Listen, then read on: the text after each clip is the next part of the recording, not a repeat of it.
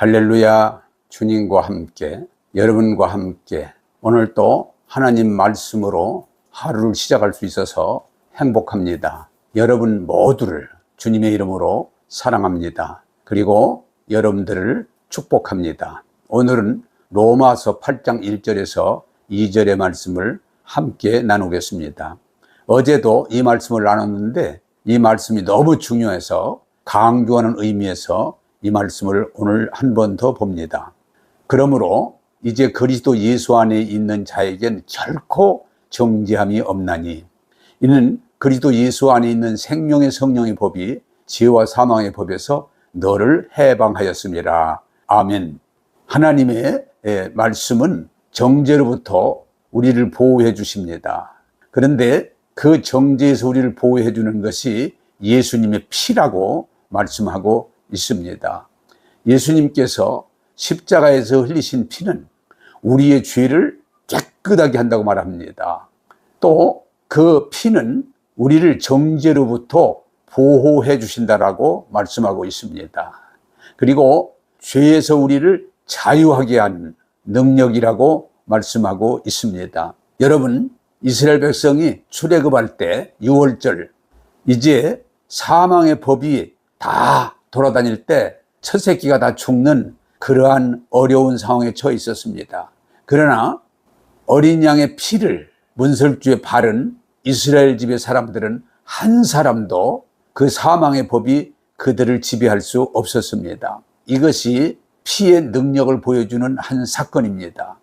여러분, 또한 사도들이 오순절에 성령을 받고 하나님 말씀, 특별히 제사함에 대해서 전할 때 3,000명이 회개하고 예수 믿고 변화됐습니다. 예수의 피는 그저 짐승의 피가 한 번 흘림으로 죄를 덮는다고 하는 것을 뛰어넘어서 그 예수의 피는 하나님의 피요, 거룩한 피요, 완전한 피이기 때문에 그 피는 언제나 살아 역사하고 있고 그 피를 통해서 우리는 제사함뿐만 아니고 자유함을 입고 많은 그 위험 속에서도 보호받고 있다고 오늘 성경은 우리에게 말씀하고 있습니다. 예수의 피는 정죄를 막아줄 뿐만 아니고 그것을 제거하기도 합니다. 사탄은 정죄하는 자, 참소하는 자라고 말합니다. 왜 그렇습니까?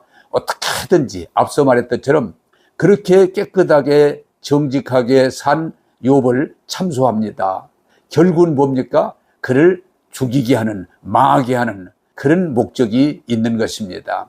여러분, 그가 세상에서 죄가 있든 소위 없다는 사람이든 정죄에 사로잡히면 우리는 두려움에 사로잡히게 되고 그만 많은 어려움을 겪게 되고 결국은 무너질 수 있다고 하는 사실입니다. 여러분, 믿는 사람은 사단의 정죄에 대해서 예수님께서 십자가에서 그 피로 한 번에 영원히 온전하게 해결해 주셨다는 확고한 믿음을 가지고 혹시라도 사단이 우리를 정죄할 때 단호하게 대적해야 되는 것입니다. 예수님께서 십자가에서 피로 완성하신 이 구원에 대해서 흔들려서는 안 됩니다. 왜? 에덴에서부터 지금까지 사탄은 속이는 자입니다. 정죄하는 자입니다. 그러나 우리는 저의 말을 듣지 말고 사탄의 말, 세상에 속된 거짓말을 듣지 말고 우리 하나님께서 예수님을 통해서 한 번에 영원히 완전히 해결해 주신 사실을 믿고 그 은혜의 믿음을 주장할 때 우리는 정죄에 걸려들지 않고 넉넉히 이기는 자의 삶을 살 수 있다고 하는 것입니다. 저는 오늘 말씀 가운데 결코란 말을 아주 중요하게 생각합니다. 결코, 그리스도 예수 안에 있는 자에게는 결코 정죄함이 없다고 말합니다. 여기 결코는 말은 무슨 말입니까? 1%도 0.1%도 가능성이 없다는 것을 말합니다.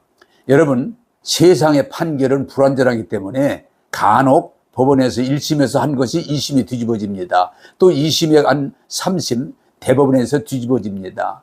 그러나 대법원에서까지 판결해서도 세월이 많이 지난 뒤에 다시 또 재심할 때 뒤집어지는 수가 있습니다. 지금 가만히 보면은 그 판결이 결국은 잘못됐다고 하는 것입니다. 그러나 우리가 알 것은 하나님의 판결은 완전하시기 때문에 세상의 재판처럼 그것을 결코 뒤집을 수 없다는 것을 말합니다. 여러분, 우리는 하나님께서 하신 일을 때로는 우리 수준에서 뒤집고 싶은 생각을 가질 때가 많이 있습니다. 저는 목회하면서 가끔 듣습니다. 십자가의 강도, 못된 일만 하고 악한 일만 하던 강도와 십자가에 죽는데 어떻게 그 강도가 낙원에 갑니까? 나는 받아들일 수가 없습니다. 여러분, 하나님이 하신 일을 우리 스스로 받아들이지 못한다는 것은 그건 바뀔 수 있는 게 아니고 스스로 어리석은 짓을 하는 것입니다.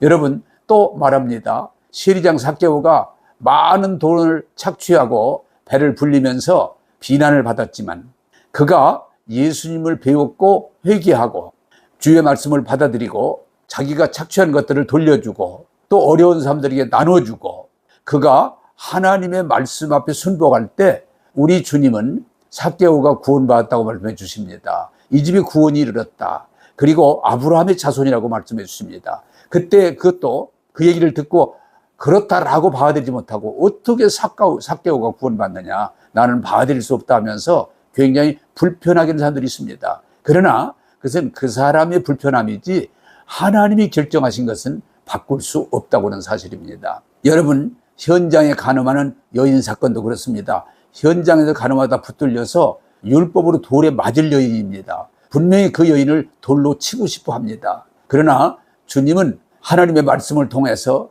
그 여인을 용서하시고 오히려 그 여인의 말씀을 위로 격려하시고 그 여인으로 하여금 정죄받는 것이 아니라 하나님의 사랑을 받는 사람으로 거룩한 구별된 삶을 살도록 인도해 주셨습니다. 아마 그 얘기를 하면 지금 그 여인을 돌로 치고 싶은, 정죄하고 싶은 충동이 일어날 것입니다. 그러나 성경은 우리가 어떤 생각을 하고 어떤 판단을 하든 우리 하나님이 하신 일을 결코 바꿀 수 없다고 하는 사실입니다. 욥의 사건도 그렇습니다. 아무리 사탄이가 욥을 시험하고 정죄하고 하지만 하나님께서 그를 회복시켜 주시고 오히려 이전보다 배나 복되게 하실 때 그것을 어느 누구도 바꿀 수 없다는 것을 저는 보았습니다. 여러분, 세상은 법과 여론을 가지고 정죄할 수 있습니다. 그러나 오늘 성경은 분명하고 단호하게 말합니다. 그리스도 예수 안에 있는 자에겐 결코 정죄함이 없다. 다시 말하면 참소할 수 없다. 왜? 하나님이 그 아들을 통해서 우리 죄를 다 사해 주시고 우리를 의롭다 여겨주시고 하나님의 자녀가 되는 은혜를 주셨기 때문입니다.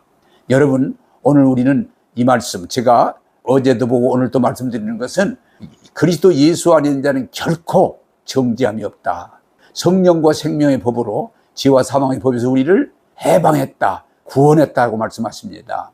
오늘도 이 말씀 그대로 이해하고 받아들이셔서 고백하면서 승리하는 저와 여러분들이 되기를 바랍니다. 예수 그리스도 안에 있는 자에겐 결코 정죄함이 없습니다. 생명의 성령의 법으로 지혜와 사망의 법에서 해방해 주셨습니다 라고 고백하면서 승리의 삶을 사는 여러분들이 되시기를 바랍니다. 기도하겠습니다. 하나님 아버지, 죄와 허물로 정죄받을 수밖에 없고 심판받을 수밖에 없던 우리들, 그리스도 예수 안에서 그 피로 깨끗하게 하시고 구원하시고 은혜를 주시고 복되게 하심으로 그리스도 예수 안에 있는 자는 결코 정죄할 수 없다. 성령의 생명의 법으로 죄와 사망의 법에서 해방했다, 구원했다 하는 이 말씀에 하나님 앞에 감사를 드립니다. 마귀가 여러 가지 방법으로 우리를 정죄하고 참소할지라도 흔들리지 말고 우리를 십자가에서 피로 한 번에 영원히 온전하게 구원해 주신 이 은혜를 찬양하면서 감사하면서 우리는 구원받은 하나님의 아들, 딸로 담대히 믿음을 고백하고 나갈 때 모두가 승리자가 되게 도와주옵소서.